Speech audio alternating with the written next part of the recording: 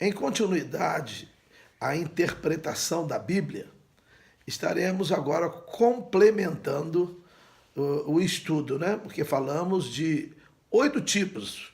Pode ser que haja outros, mas nós destacamos esse, né? Falamos inicialmente no literal, figurativo, gramatical. E agora estaremos falando em 5, conjuntamente, que consideramos menos importantes, mas importantes também, do que os 3 primeiros, que serão interpretação histórica, interpretação geográfica, interpretação cultural, interpretação temporal e linguística.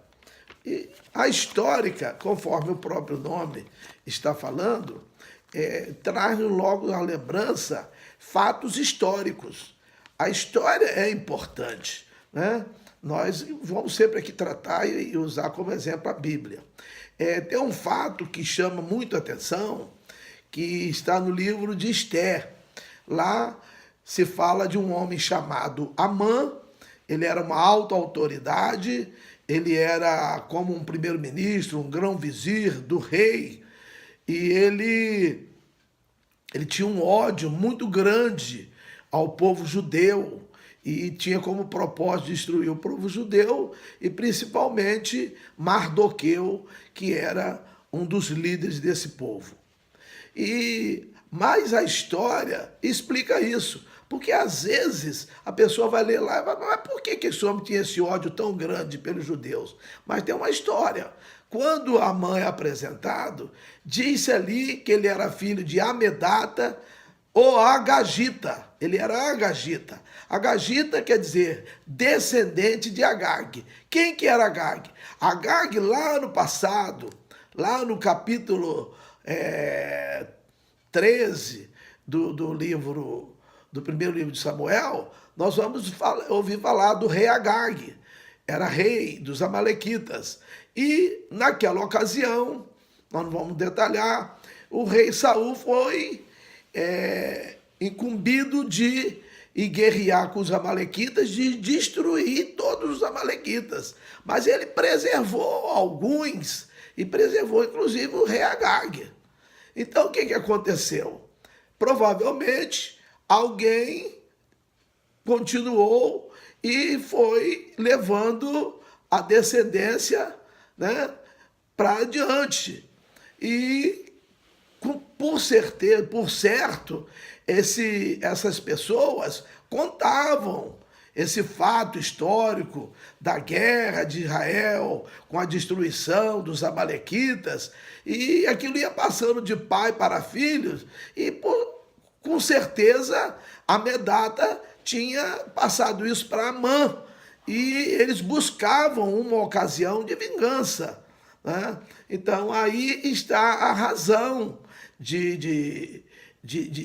histórica, a história mostrar por que esse ódio de Amã pelo povo judeu, né? Então é importante para a gente entender a história bíblica, né? A interpretação, tem fatos históricos que explicam. Mesmo quando nós estudamos secularmente história, nós estudamos sobre os reis, Nabucodonosor, estudamos sobre a Babilônia, estudamos sobre Xerxes, Artaxerxes, Ciro, enfim, a história é importante para que a nossa compreensão do conteúdo bíblico seja melhor. Tem também a interpretação geográfica. A geografia é importante, porque senão, em nossa mente, nós imaginamos como é que era o local. Se era montanhoso, se era uma planície, se havia rios, mares, os acidentes geográficos, como é que era, como é que aconteceu. A gente desenha na nossa cabeça isso. Quando nós lemos, nós meditamos. Nós vamos ter um tema que vai ser ler, meditar, crer e praticar. Então nós começamos a imaginar como é que era, né? A Bíblia fala das tribos que ficaram da além do Jordão, daquém do Jordão. A Bíblia fala do Mar da Galileia. A Bíblia fala de regiões montanhosas, que tribos ficaram na parte mais montanhosa, outras nas partes mais planas. Enfim, e vem-me aqui a lembrança também, por exemplo, quando nós visitamos o Egito e Israel, que nós passamos lá, que vimos o Mar Vermelho, mais ou menos a região onde que o povo atravessou, que o mar se abriu, e vimos a planície do Sinai, e sabemos que o povo que saiu lá do Egito eram 603.550 homens com mais de 20 anos que podiam empunhar a espada, fora as crianças, as mulheres, os mais velhos, outros homens, né? De idades inferiores a 20 anos, né? E isso aí compreendia um número de pessoas, de mais de 2 milhões, fala-se em 2 milhões e 400, 2 milhões e meio, outros falam até em mais. E como é que esse povo foi acomodado lá? A gente tem dificuldade de entender, mas lá tem uma grande planície, porque eles ficaram lá, eles certamente fizeram um acampamento lá, e Moisés subiu as montanhas para chegar lá no Monte Sinai, para ter aquele encontro com Deus, receber as tábuas da lei. Então, isso tudo é fundamental. É bom a gente saber a geografia. Por exemplo, Cesareia Marítima, que era uma cidade onde morava Cornélio, que Atos 10 trata disso, e Cornélio era um homem de um coração bom, e Deus prepara Pedro para ter uma visão em Jope, que é outra cidade ao norte de Cesareia Marítima, para ter um encontro lá com Cornélio. Enfim, então, quando a gente lê, a gente não tem as noções devidas, onde quer, mas quando a gente vai lá, a gente vê Cesareia Marítima num lugar, Jope em outro lugar, Jerusalém mais para cima. Nós vamos conhecer o Rio Jordão, porque às vezes não temos ideia de como é que é o rio, se é muito largo, se é estreito, se é profundo, como é que as águas são, o Mar da Galileia, que é também chamado de Lago de Genezaré. Então, tudo isso é importante, os montes, as cidades, conhecer Jericó, para ver se Jericó está na planície, Naim, não é? Que Lucas 7 fala sobre a cidade de Naim. Enfim, a interpretação geográfica é de grande valor para nós termos um entendimento mais seguro daquilo que nós estamos lendo. Em terceiro lugar, a interpretação cultural. Às vezes a gente pensa que as pessoas são iguais no mundo inteiro. Eu já tive a oportunidade de visitar alguns países, Deus me deu a oportunidade, eu já visitei perto de uns 50 países, e a gente vê que os países são diferentes, né? Os tipos de casas deles são diferentes, a parte cultural, o entendimento deles é diferente, eles têm culturas de hábitos alimentares, de vestimenta, da maneira de ser, como é que são os casamentos, as festividades. Então, existe uma cultura.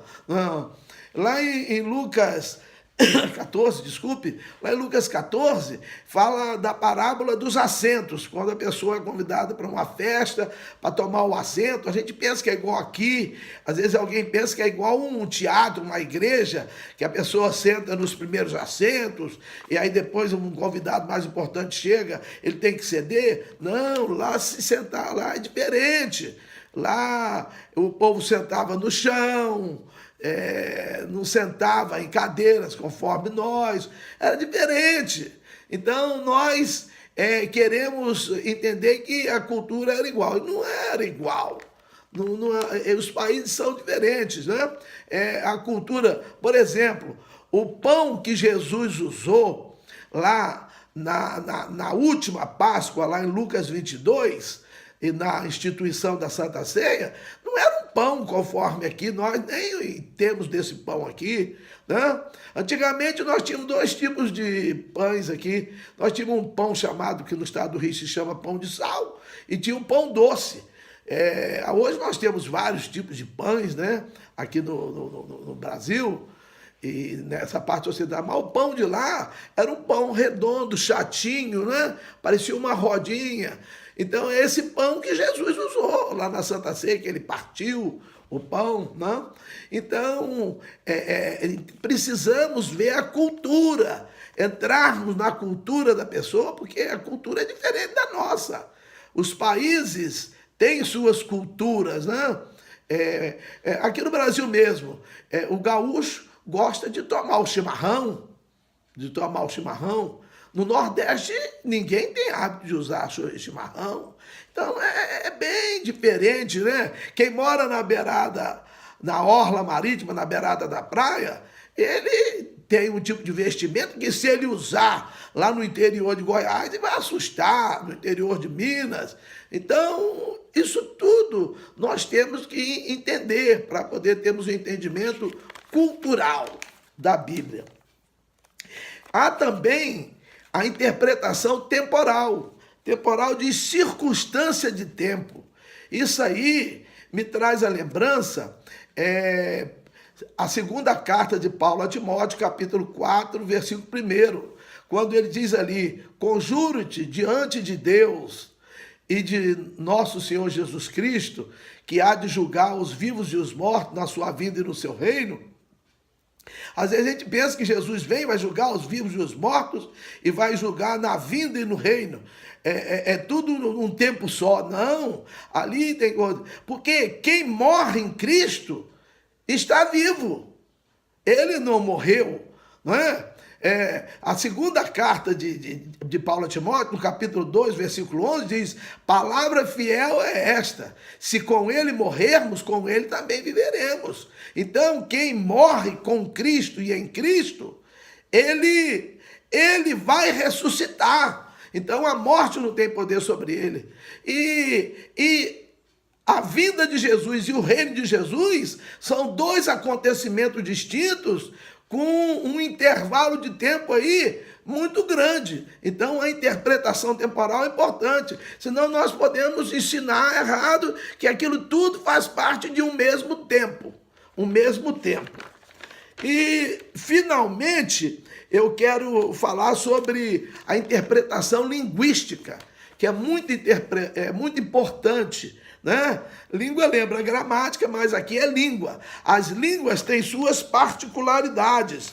Aqui eu olhei no dicionário e fala que linguística é o estudo comparativo das línguas humanas nos seus aspectos científico e histórico. Então, as línguas têm suas particularidades. Há palavras diferentes, né? Em português só tem uma palavra para amor. Em grego tem mais de uma palavra, não é só uma palavra para amor, mas em português é só uma. Mas eu quero citar aqui um versículo, João capítulo 14, versículo 16, quando Jesus diz aos discípulos, ali que ele está se despedindo, ele fala: rogarei ao Pai para que vos envie outro Consolador que estará convosco para sempre. Se eu falar para vocês, olha, eu não vou ser mais o médico de vocês, eu não vou ser mais o pastor de vocês, aí vem outro, virá outro para me substituir. A palavra outro em português não define exatamente como é que é esse outro.